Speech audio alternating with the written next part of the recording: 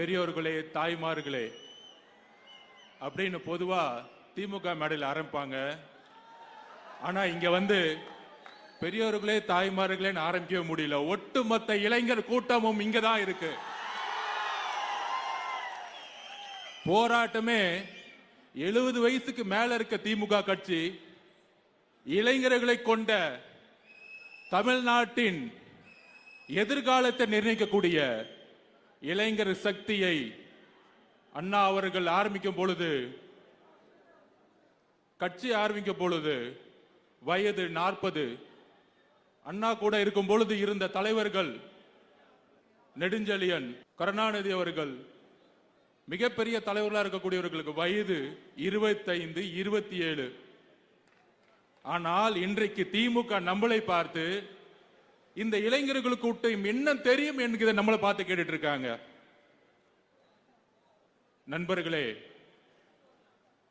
இது சேலமா இல்லை கோயம்புத்தூரா இல்லை ஒட்டுமொத்த கொங்கு மண்டலமா என்கின்ற சந்தேகத்தை மாவட்ட செயலராக இருக்கக்கூடிய நம்மளுடைய அண்ணன் திரு பார்த்திபன் அவர்கள் ஒட்டுமொத்த கொங்கு மண்டலத்திற்கு சவால் விட்டு முதல் கொள்கை விளக்க கூட்டத்தை இங்கே நடத்தி கொண்டிருக்கிறார். அண்ணன் பொதுச் செயலாளர் அவர்கள் உழைப்பு மட்டுமல்ல, ராணுவ கட்டமைப்பில் இன்றைக்கு உருவாக்கி வைத்திருக்கின்ற தமிழக வெற்றி கழகத்தின் அண்ணன் அவர்களுக்கு என்னுடைய வணக்கத்தை தெரிந்து, சேலத்தின் மண்ணின் மைந்தன் தன்னுடைய பதவி, ஒரு சுகமான வாழ்வு, தன்னுடைய படிப்பு, தன்னுடைய எதிர்காலம் எல்லோற்றையும் தூக்கி எறிந்து இந்த வயதில் சேலம் மக்களுக்காகவும் தமிழ்நாட்டு மக்களுக்காகவும் தன்னுடைய பதவியை துறந்து இன்றைக்கு நம் முன் மக்கள் சேவைக்காக வந்திருக்கூடிய என்னுடைய ஆருயிர் நண்பன் திரு அருள்ராஜ் IAS அவர்களே,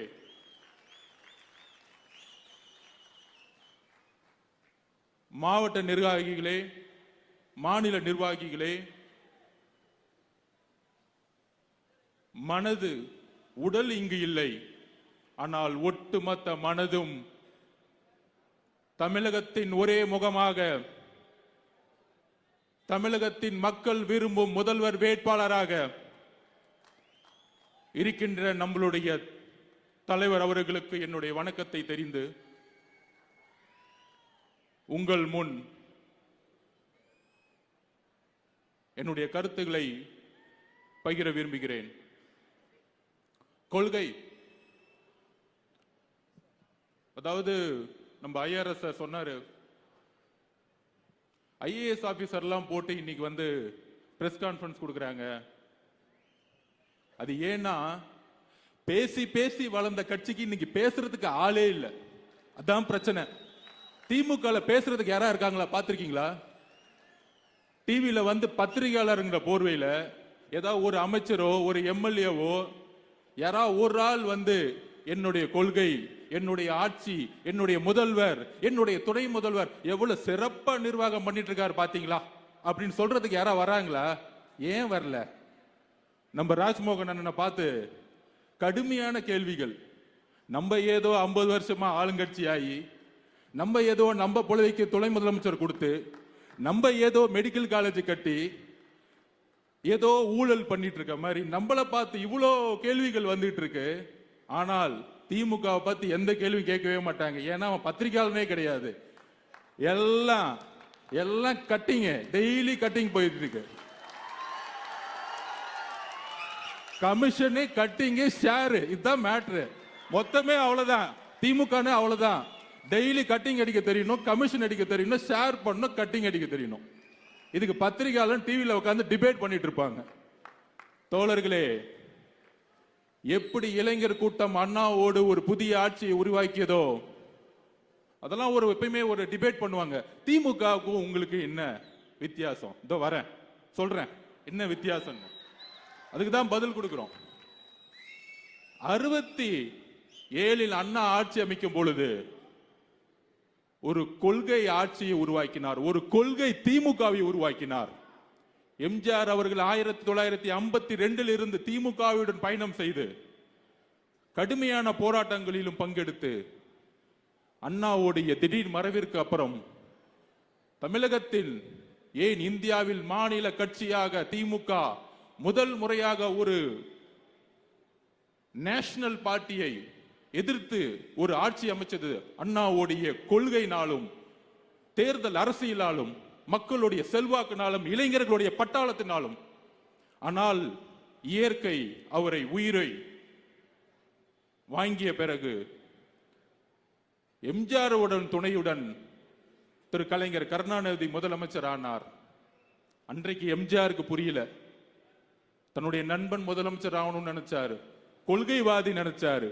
ஆனா 71 மிகப்பெரிய வெற்றி பெற்ற பிறகு 180 தொகுதிக்கு மேலும் வெற்றி பெற்ற பிறகு அப்பொழுதுதான் புரிந்தது எம்ஜிஆர் அவர்களுக்கு அண்ணா உருவாக்கிய கொள்கை திமுக இல்லை, இது கொள்ளை திமுக என்பதை எம்ஜிஆர் உணர்ந்தார். அந்த எம்ஜிஆருடைய ஒரே உணர்வில் எப்படி அன்றைக்கு தீய சக்தி என்று ஒரு குடும்பம் தமிழ்நாட்டை ஆண்டு கொண்டிருக்கிறது என்பதை உணர்ந்து எப்படி எம்ஜிஆர் அவர்கள் அண்ணா திமுகவை உருவாக்கினாரோ, இன்றைக்கு தமிழக வெற்றி கழகம் தலைவர் விஜய் அவர்கள் அதே உணர்வுடன் சமூக நீதி பேசி, பெரியாரிசம் பேசி, மார்க்சிசம் பேசி, எல்லாவற்றையும் பேசி பேசி பேசி பேசி எதிர்கட்சியாக இருக்கும் பொழுது ஒரு நிலைப்பாடு. ஆனால் எதிர்கட்சியாக இருந்து ஆளுங்கட்சியான ஆளுடன் கொள்ளை மட்டுமே ஒரே கொள்கையாக இருக்கக்கூடிய அமைச்சர்களையும் ஒரு குடும்பத்தையும் உருவாக்கியதுதான் கலைஞருடைய வெற்றி. கலைஞர் கூட ஒத்துக்கலாம் ஒரு விதத்துல, கொள்கையில சில இடத்துல பெரியாருடைய கொள்கையில ஒத்து போவாரு, ஊழல குடும்பம் முழுசும் பரப்பிடுவாரு. ஆனால் இன்றைக்கு இருக்கக்கூடிய முதல்வர் திமுக அவருக்கு என்ன வேறுபாடு? கொள்கையும் இல்ல, ஒன்லி கொள்ளை தான், ஒன்லி ஊழல் தான். அதனாலதான் அமைச்சர் பாத்தீங்கன்னா பேச வராது. யாராச்சும் திரு செந்தில் பாலாஜி அவர்கள் பெரிய பெரியாரிஸ்ட் ஒத்துக்க முடியுமா? இதுதான் திமுக, இதுதான் திமுக. அண்ணன் வேலு அவர்கள் ஒரு பெரிய மார்க்சிய சித்தாந்தவாதின்னு சொல்ல முடியுமா? மக்களே, இப்பொழுது தெரியுதா திமுக எங்கு வலுவிழந்திருக்கிறதுன்னு? இப்பொழுது தெரியுதா இங்கு ஏன் பிஜேபி வளர்ந்து கொண்டிருக்கிறது என்று? திமுகவுடைய ஊழல்கள் தான் பிஜேபியை வளர்த்துக்கிட்டு இருக்கு. அப்ப உடனே அடுத்த கொஸ்டின், நீங்க ஏன் அதிமுகவை எதுக்கல? நண்பர்களே, போன்ற ஆட்சியில ஜிஎஸ்டி, நீட், சிஏஏ எல்லா போராட்டங்களிலும் அன்றைக்கு இருந்த ஆளும் அரசு ஒன்றிய அரசுடன் சேர்ந்து பயணித்த பொழுது நம்மளுடைய குரல் ஒலித்தது. குரல் ஒலிக்காமல் தலைவர் விஜய் அவர்கள் நீட்டுக்கு எதிரான போராட்டத்தை பங்கெடுத்தார், ஜல்லிக்கு எதிரான போராட்டத்தில் பங்கெடுத்தார், சிஏஏக்கு எதிரான போராட்டத்தில் பங்கெடுத்தார். அன்றைக்கு அவர் அரசியல்வாதி இல்ல, ஒரு சாமானிய மனிதனாக பங்கெடுத்தார். ஆனால் ஏன் நாங்கள் அதிமுகவை எதிர்க்கவில்லை அப்படிங்கிற ஒரு கேள்வியை பரப்புறாங்க. 1972 எம்ஜிஆர் அவர்கள் உருவாக்கிய பொழுது ஒரே குறிக்கோளில் உருவாக்கினார். அண்ணாவுடைய கொள்கையை இவர்கள் விற்று கொள்கையை விற்று கொள்ளை குடும்பமாக மாற்றி ஊழலை நோக்கி போடும் பொழுது கேள்வி எழுப்பினார்.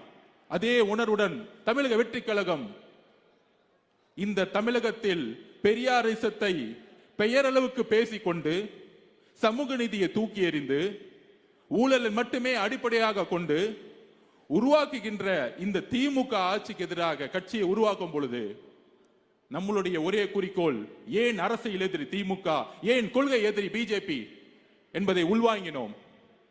எம்ஜிஆர் அவர்கள் ஆரம்பித்த ஒரு குறிக்கோள், அதை வழிமொழிந்து அம்மா ஜெயலலிதா அம்மையார் அவர்கள் அதே கொள்கையுடன் இருந்து 2014 லேடியா மோதியா என்ற கேட்ட ஒரு குரல், 2016 தனித்துவமாக நின்று அதிமுகவை வென்றெடுத்த ஒரு குரல். அந்த அதிமுகவில் ஒட்டுமொத்த தொண்டர்களும் இந்த குடும்ப ஆட்சிக்கு எதிராகவும் லேதியா மோதியா என்கின்ற கேள்வியுடன் மோடிக்கும் பாஜகவிற்கும் எதிரான ஒரு குரலுடன் இருந்த அதிமுக இன்றைக்கு பிஜேபியை பின்புறல் வாசலாக நேரடியாக வரவேற்று இன்றைக்கு கூட்டணியை உருவாக்கி அந்த கூட்டணியுடைய தலைவர் யாருன்னு இன்னைக்கு வரைக்கும் தெரியல. அங்க அமித்ஷா சொல்றாரு என்டிஏ கூட்டணி, நீங்க அதிமுக சொல்லுது நான் தான் தலைவர்னு. சிஎம் யாருன்னு கேட்டா அமித்ஷா சொல்லணும்னு சொல்றாங்க. அந்த வலு விளந்து வெச்சக்கூடிய தலைமை நாங்கள் ஏன் எதிர்க்கவில்லை என்றால் அதிமுகவுடைய ஒட்டுமொத்த தொண்டர்களும் தாவேகாவில் எப்பொழுதே இணைந்து விட்டார்கள். எம்ஜிஆர் எப்பொழுது ஒரு குறிக்கோளுடன் ஆரம்பித்தாரோ, அம்மா ஜெயலலிதா அம்மையார் அவர்கள் எந்த குறிக்கோளுடன் அதிமுகவை மீட்டெடுத்தாரோ, அந்த குறிக்கோளின் ஒற்றை நம்பிக்கை இன்றைக்கு நம்மளுடைய தலைவர் விஜய் அவர்கள் மட்டும்தான்.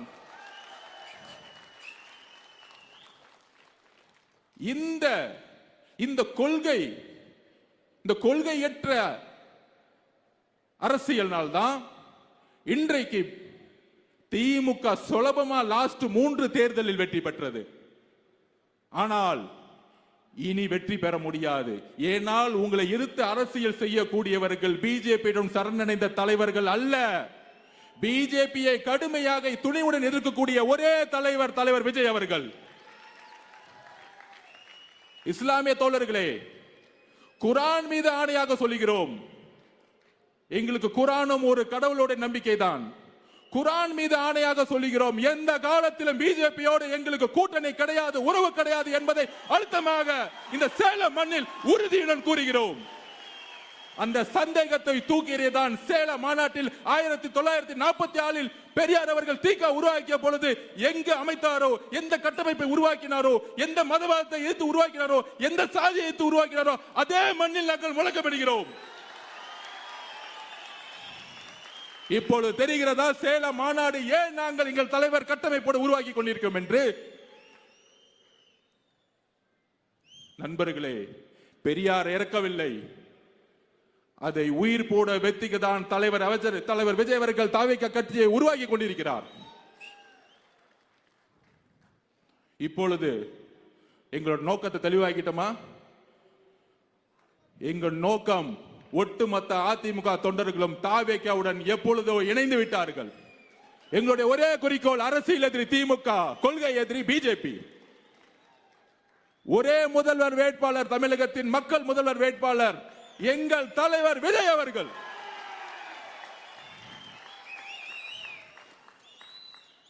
சோ அஜெண்டா கிளியர் பண்ணிட்டோம். இந்த பத்திரிகையாளர்கள் எல்லாம் பேசிட்டு இருப்பாங்க பாருங்க, டிவில உட்கார்ந்து, எல்லாத்துக்கும் நீ மெசேஜ் கொடுத்துட்டோம். போன ஆட்சி ஏன் பத்தி பேசல, போன ஆட்சிக்கு முன்னாடி என்ன பேசல, அடுத்த 4 மாதங்கள் உங்களுக்கு புரியும் எப்படி ஒரு புரட்சியை தலைவர் விஜய் அவர்கள் உருவாக்க போகிறார். மக்கள் சந்திப்பு புரிய வைக்கும். திமுக கூட்டத்துல கவர்மெண்ட் பஸ்ஸை யூஸ் பண்ணி கூட்டத்தை கூட்டி திமுக காரங்க தன்னுடைய நிர்வாகத்தை பத்தி பேசாம தாவேகாவை எப்படி திட்டணும்னு சொல்லிட்டு பேசிட்டு இருப்பாங்க.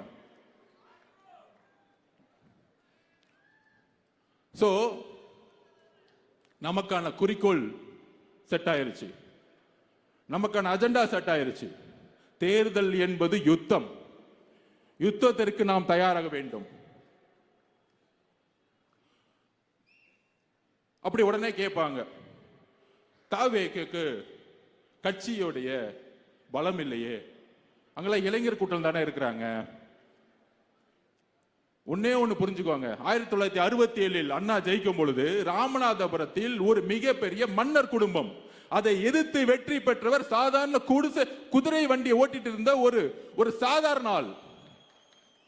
77 யாரெல்லாம் ஜெயிச்சா? நம்மள மாதிரி இளைஞர்கள். நம்மளால் முடியும், நம்மளால் முடியாது எதுவுமே கிடையாது.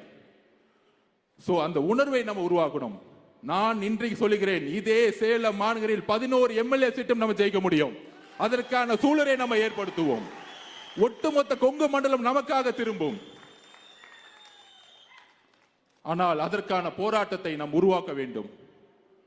நம்மளுடைய அஜெண்டாவை எல்லாம் செட் பண்ணி இன்னைக்கு இவர் கூட கூட்டணி போவாரா, அவர் கூட கூட்டி பண்ணுவாரா? நாங்க கூட்டணி பத்தியே பேசலையே. ஏன் கூட்டணி போட்டாதான் ஜெயிக்க முடியுமா? உங்களுக்கு வலு இல்லை, எங்களுக்கு வலு இருக்கு. எங்களுக்கு தெரியும் அப்படி ஜெயிக்கணும்னு. நண்பர்களே, ஒன்னே ஒண்ணு புரிஞ்சுக்கோங்க. 1977க்கு அப்புறம் எந்த கட்சிக்கும், ஆரம்பிக்கப்பட்ட எந்த கட்சிக்கும், திரு விஜயகாந்த் அவர்களுக்கோ வைகோ அவர்களுக்கோ யாரும் 10% மேல் தாண்டல. ஆனால் முதல் முறையாக வரலாற்றில் இன்னைக்கு ஒட்டுமொத்த தொலைக்காட்சிகளும் 25% இருக்குன்னு சொல்லக்கூடிய வலிமையை நம்மளுடைய கட்சி உருவாக்கி இருக்குன்னா நமக்கு பலம் இல்லைன்னு எப்படி சொல்ல முடியும்? இதே 6 மாசத்துக்கு முன்னாடி என்ன ஊடகம் சொல்லுச்சு? 6%, 8%. இதே பத்திரிகையாளர்கள் 10%. இன்றைக்கு 25%. அவ்வளவுதான். இன்னும் 8 மாசம் கழிச்சு 30% தலைவர் முதலமைச்சர் ஆயிட்டாருங்கிற உருவாக்குவோம். இங்க ஒரு அடிப்படை அரசியல் இல்லாமல், அடிப்படை மக்களுடைய சப்போர்ட் இல்லாம, அடிப்படை ஓட் பேங்க் சொல்றாமே, ஓட் பேங்க் கிடையாது, மக்களுடைய நம்பிக்கை இல்லாமல் கூட்டணியை உருவாக்க முடியாது. அது உதாரணம் சொல்லவா? ஒரு 3 நாளுக்கு முன்னாடி ஒரு பொய்யை உருவாக்கினாங்க திமுக. அதாவது காமராஜ் அவர்கள் கலைஞருடைய கையை பிடிச்சி ஜனநாயகத்தை நீங்க தான் உருவாக்கணும். என்ன ஒரு பொய்!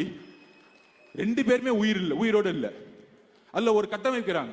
அதாவது என்ன கட்டமைக்கிறாங்கன்னா, திமுக